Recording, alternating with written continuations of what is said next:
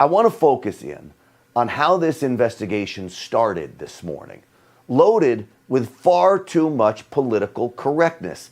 Sadly, it is dangerously infiltrating all walks of life, including the NYPD, to the point where political correctness is even blinding investigators from following all leads. Early on, only a couple hours after the shooting, with no idea why a maniac would wage this attack, New York City's police commissioner declared this. I want to begin by assuring the public that there are currently no known explosive devices on our subway trains, and this is not being investigated as an act of terrorism at this time. Not being investigated as an act of terrorism? Why not? It doesn't matter if you're a detective for 20 years or a rookie right out of the academy. There is no way to make that determination that early on in an investigation. In fact, nothing can be ruled out. It might be terrorism, it might not be. But you can't say it isn't flat out. But in New York City, a city run by leftists, you can no longer even acknowledge that jihad could be a possibility. The failure to admit that amounts to lying. It doesn't matter if it ends up that this attack is not terrorism. What matters is that we can no longer trust law enforcement to give us the straight scoop. They are far more concerned with offending certain minority populations. Can't do that, so we can't say we're investigating this as terrorism. I talked with 2 New York City detectives today, and they both confirmed to me that the department never ruled out terrorism. In fact, they didn't rule out anything, including the other aspect of this crime. Many of the victims here appeared to be Asian. The suspect is black.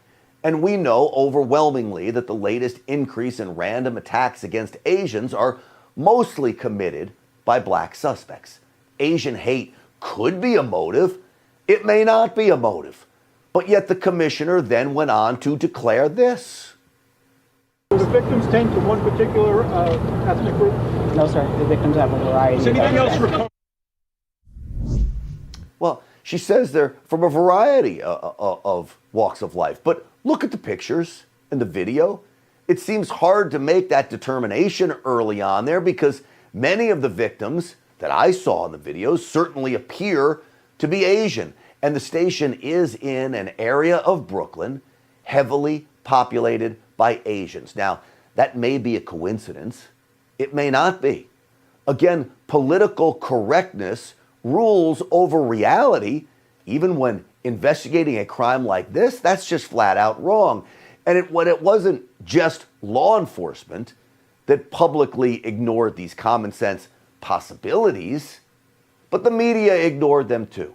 In fact, the media went a step further, opting to do what they do best, make wild speculations in an effort to attack, well, southern states, presumably filled with white, gun-toting Trump supporters. Look, I broadcast from Texas. Guys like me, I think they're talking about. Yes, the attack in New York, according to those on CNN, is our fault, apparently. Listen to CNN's Jim Sciutto. The problem with guns and gun violence in New York, where those guns come from, how easy it is to get them into the city from other states. They speak of them coming from southern states, often with more lax gun laws. Now, folks, he has no idea where the suspect's gun came from. My prediction is the shooter, we will find out that he's either a prohibited possessor, meaning he was barred by law from owning a firearm in the first place, or the firearms he used were already illegal in New York. It's being reported that the shooter had extended magazines that held far more than New York's limit of 10 rounds. That would mean that the shooter wasn't even allowed to have those guns. So, you see, the reality is there is no gun law that would have prevented this. What CNN and MSNBC should be calling out is New York's anti-gun laws. Because it is so hard to get a concealed carry permit in New York. No one on that train had a firearm to stop the deranged lunatic. See, the anti-gun liberals have made sure of that there are no more good guys with guns in New York. Except, of course, the cops. But in New York, the liberals have spent the past few years trying to put them out of business.